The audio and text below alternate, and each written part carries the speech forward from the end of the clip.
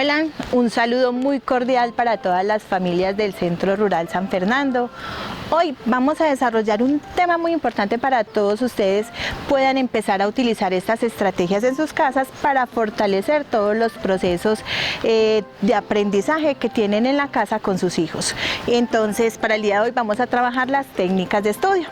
pero para ello debemos empezar a hablar de qué es una técnica de estudio como tal, y resulta que las técnicas son estrategias metodológicas que son ordenadas y estructuradas para favorecer los aprendizajes de los niños, niñas, jóvenes y adolescentes, que ayudan a reforzar todos esos conceptos previos que ya tienen los jóvenes o los niños cuando están en esta etapa escolar. Entonces nos va a ayudar a fortalecer los procesos que realizamos desde nuestras casas. Es importante empezar a utilizar estas técnicas de estudio desde las casas porque van a permitir organizar el tiempo que ustedes pueden utilizar en las casas con sus hijos, y también para ellos porque también lo pueden empezar a realizar desde una manera muy autónoma. Es importante que los estudiantes utilicen una técnica de estudio porque les va a permitir una mejor organización de su tiempo y los espacios cuando se van a sentar a desarrollar todas esas labores y responsabilidades académicas que adquieren en la escuela.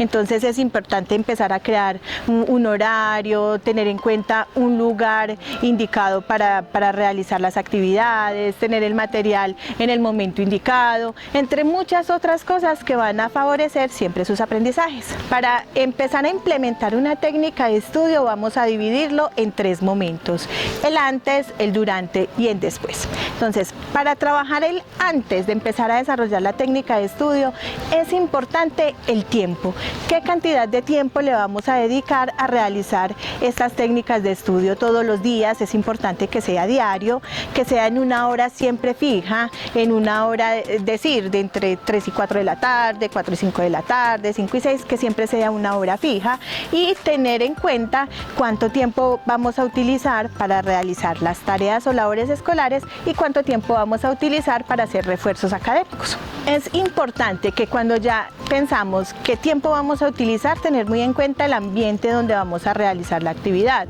que el lugar sea un lugar adecuado, que no haya malos olores, que la temperatura sea adecuado, que el espacio donde lo vamos a desarrollar sea el apropiado, donde hayan lo más alejado los distractores posibles que hayan en la casa, como televisores, como la música, como el juego de los hermanitos que están al pie y me pueden distraer,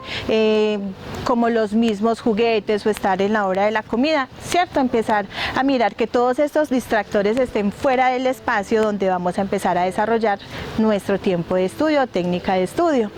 Que tengamos una mesa para poder apoyar nuestros utensilios de trabajo, que sea amplia y con el suficiente espacio para desarrollar todas las labores académicas que vamos a hacer.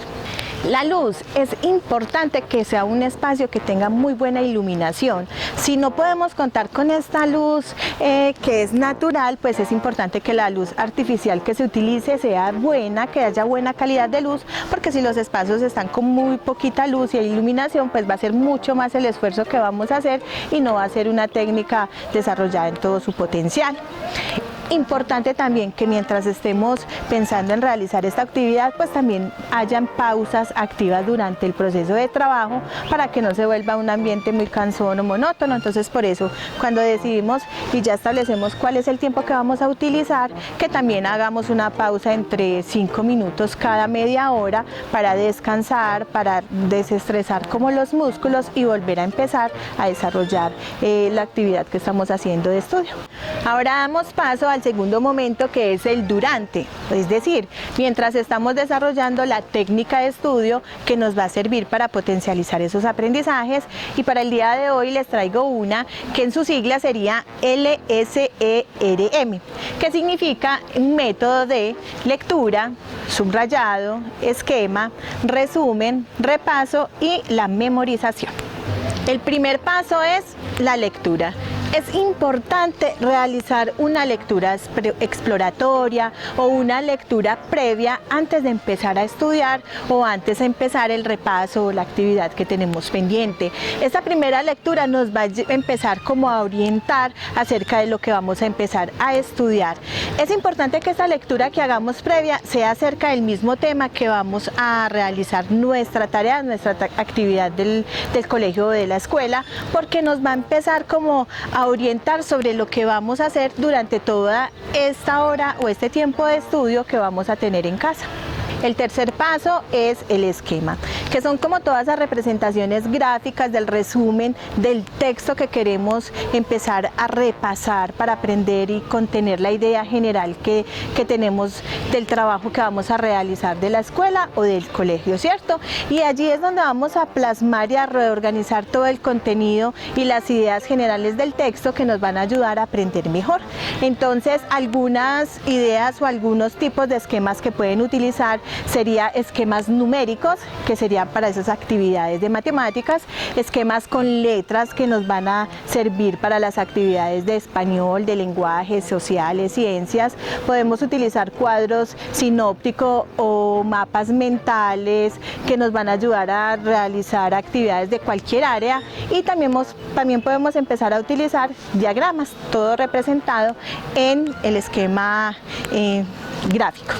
El cuarto paso es resumir y repasar. Es importante hacer un resumen del texto o del contenido que estamos tratando de aprender o repasar, porque eso nos va a ayudar a tener una idea más clara de lo que queremos hacer y de lo que queremos aprender. Normalmente un resumen no debe superar el 30% de extensión del texto, porque lo importante no es pasar a copiar todo lo mismo que estamos viendo, leyendo, estudiando, investigando, sino que sean como en esas ideas principales que nos van a dar una mejoría de lo que queremos